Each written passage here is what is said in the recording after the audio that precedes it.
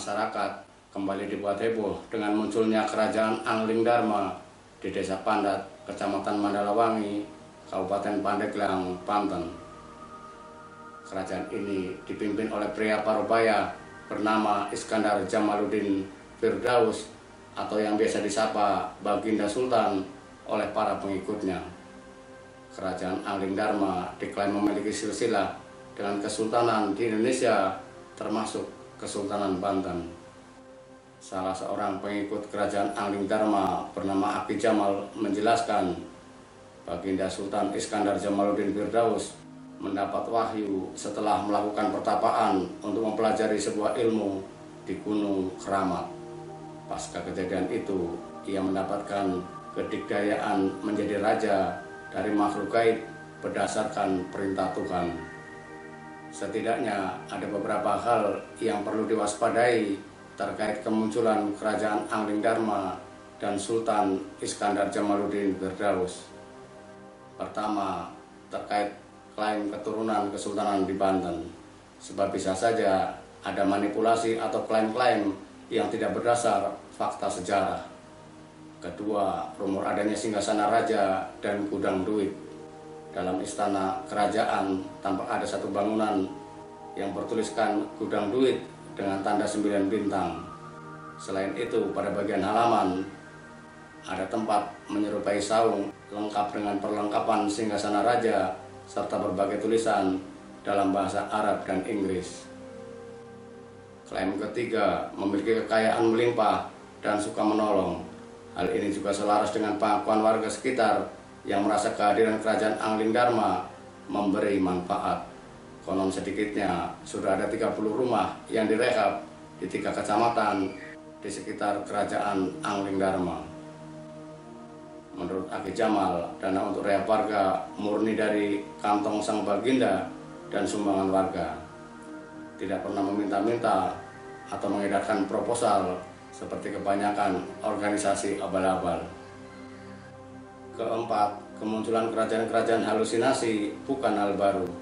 Sebelumnya telah ada Keraton Agung Sejagat di Purworejo, Kerajaan Jipang di Blora, Kasultanan Pajang di Sukoharjo, Kasultanan Selako di Tasikmalaya, hingga Sunda Empire yang mengklaim beranggotakan 54 negara dengan pusat di Bandung, yang kemudian kita ketahui bersama beberapa di antaranya berakhir kurang baik. Para punggawa kerajaan Keraton Agung Sejagat dan Sunda Empire bahkan sampai masuk penjara karena tersandung kasus pidana. Kita khawatir kerajaan Anglingdarma akan bernasib sama. Terlebih nama Anglingdarma sudah sangat familiar di kalangan masyarakat Jawa dan sebagian ada yang menganggapnya nyata, bukan sekedar mitos. Namun kita pun menolak dilakukan tindakan represif terkait fenomena tersebut. Sebab secara umum sangat mungkin kemunculan fenomena kerajaan-kerajaan halu berkaitan dengan kondisi sosial politik saat ini.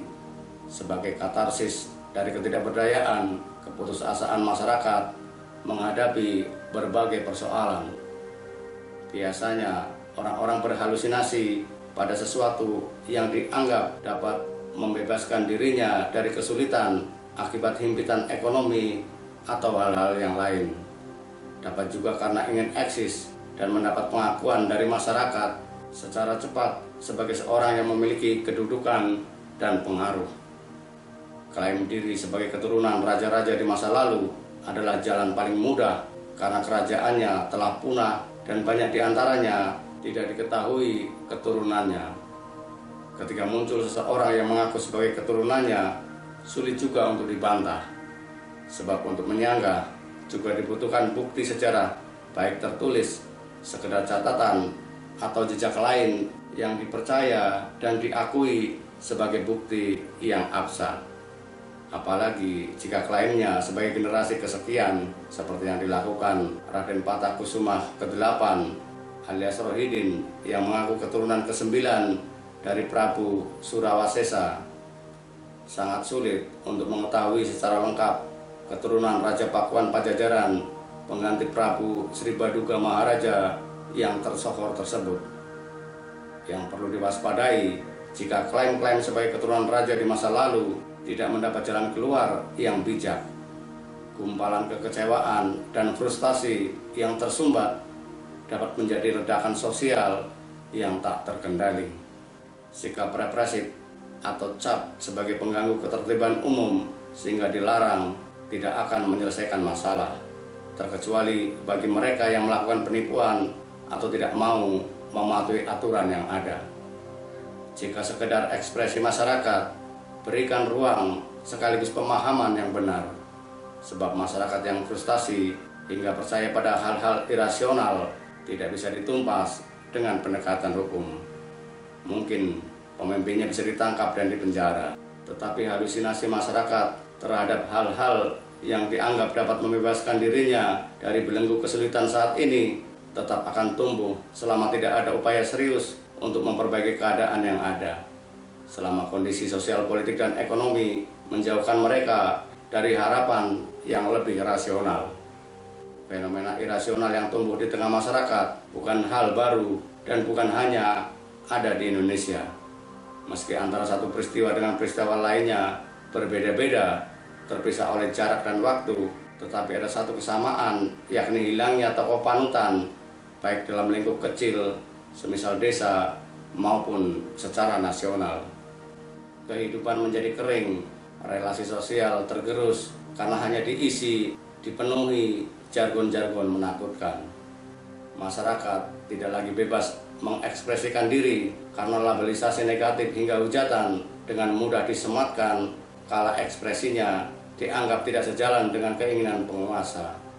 Semua terpolarisasi dalam sekat politik. Hubungan kekerabatan, juga pertemanan ditentukan oleh pandangan politik. Mereka yang berbeda dianggap lawan dan boleh dihabisi dengan cara apapun, dari hoax sampai bully. Sebagian kecil masyarakat yang tidak memiliki akses ke pusat ekonomi dan kekuasaan kemudian mencari cara untuk mengaktualisasikan diri dalam ruang-ruang sunyi di ruang-ruang privat. Kondisi demikian lantas dimanfaatkan oleh orang-orang yang mencari untung. Bukankah para punggawa kerajaan halu mendapat berkah atas munculnya fenomena demikian itu? Jangan salahkan mereka yang berebut membeli sabda raja yang lahir dari delusi, dari halusinasi. Kecamlah mereka yang memanfaatkan kebingungan masyarakat. Kritiklah mereka yang turut menjadi penyebab terjadinya fenomena-fenomena irasional di tengah masyarakat. Kecamlah para politikus dan mesin politik yang terus menebar ketakutan, permusuhan, dan seenaknya melontarkan kata, tulisan tanpa tanggung jawab, hanya demi memuaskan kedengkian hati dan tepuk sorak golongannya.